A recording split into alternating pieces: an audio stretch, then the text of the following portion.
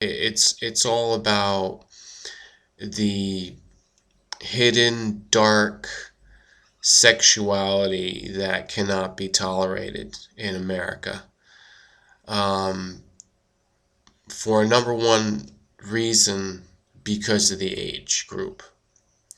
Yeah, because of children. And these children were 12 and under when the abuse started. Okay, so he was basically setting up his charity called Second Mile and calling his victims, his choices of who he wanted. So he, obviously would calculate and see who was going to be an easy victim. And like my father was telling me, and I didn't really get any of this information directly, but my father's been watching a lot of news as he always does, and he said that this guy Sandusky would get a child who didn't have a father. He's an orphan or something, because whatever he would do to the child really would not have easy protection. You know, it's just logical. If you go do something to a kid, they're going to go to their parents, but you can more easily victimize an orphan, someone who doesn't have a father or someone who doesn't have both parents. So this is serious crime to do this, to perpetrate this. That's why I went on a rant.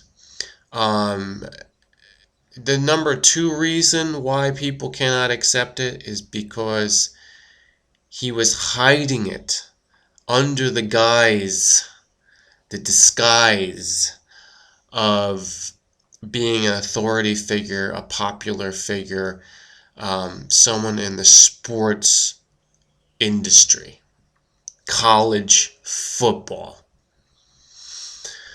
I mean, that is so vile. That is so heinous, and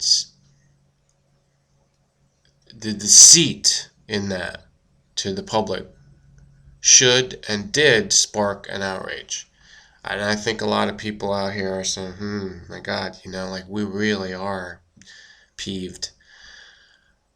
But here's where I segue into my next point for this part too. There is so much more. This is just the tip of the iceberg.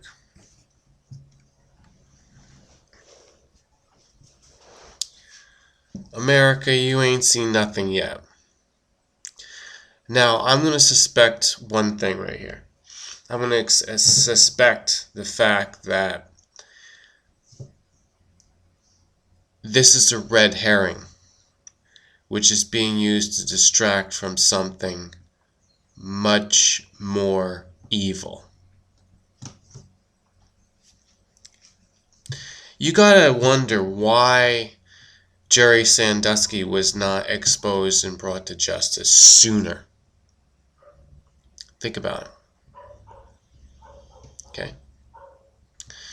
When it was found out by McQueary, the other coaching employee, the rape in the shower of many incidents that were going on. But this is the incident that was, found out. What was that, 10 years ago? 15 years ago? I mean, you're talking year after year after year, nothing was done. It's like a ticking time bomb. But what was this powder keg and who was sitting on it? Think about it, people. It was just kept in waiting. It was just kept on hold until it was needed. I'm saying they put a delay on it.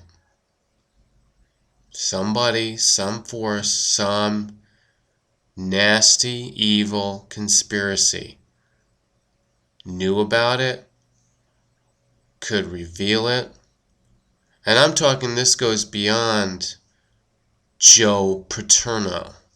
This goes beyond the president of Penn State, whatever his name is. This goes beyond a conspiracy in the state of Pennsylvania, although I will not even discount the possibility that the Homeland Security former official of state of Pennsylvania was involved. Oh, we gotta stop this guy. Oh, he's on to us. Oh, get that video deleted. People, you gotta start talking about it. You gotta start thinking what's going on behind closed doors and dark shadows of the United States of America. This is just the tip of the iceberg. This is just the start of culling out the evil. But, again, I told you, this evil was not culled out by any force of good necessarily. Because, I'll tell you something, just because the reporter of the Star News, Star Times in Harrisburg, what was her name? Ganim? Just because the story was picked up when she started to investigate. I mean, that's the cover story. That's what we're hearing as, yeah, that's how I got found out. How do we know? How do we know that somehow, without even her knowing, she was tipped off and pushed into this to get the prime the pump to release it out there? How do you know? And even if it has nothing to do with that, how do you know that when it finally got blown up and exposed, and then the mainstream media, and I'm talking all the big wigs, corporates out there, how do you know that they weren't